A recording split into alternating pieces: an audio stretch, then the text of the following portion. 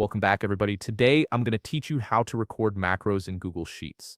This is a powerful feature that lets you automate repetitive tasks by recording your actions once and then playing them back whenever you need them, saving you tons of time on routine work. First, open your browser and navigate to workspace.google.com. Once you're there, go ahead and log into your account using your credentials. Make sure you're using the correct account that has access to the spreadsheets you want to work with.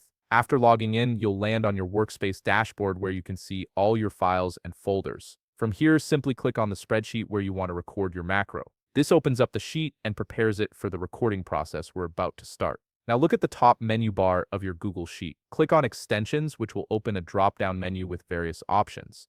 From this menu, hover over or click on Macros, and then select Record Macro.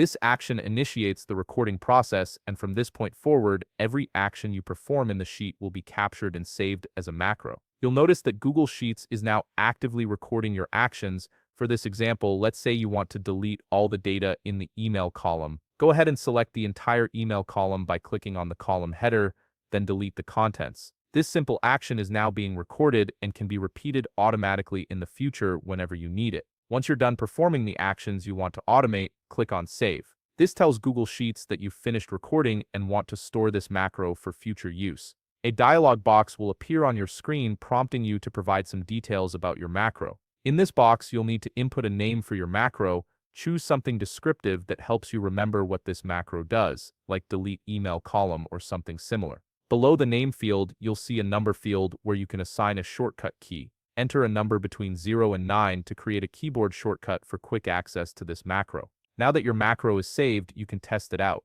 Try pressing Ctrl-Alt-Shift and then the number you selected on your keyboard. For instance, if you chose the number 2, press Ctrl-Alt-Shift-2. This keyboard combination will instantly run your macro and execute all the actions you recorded, making your workflow much more efficient. And there you have it, you've successfully recorded and set up a macro in Google Sheets that you can now use anytime to automate repetitive tasks. If you found this video helpful, please leave a like, subscribe, and see you in the next video.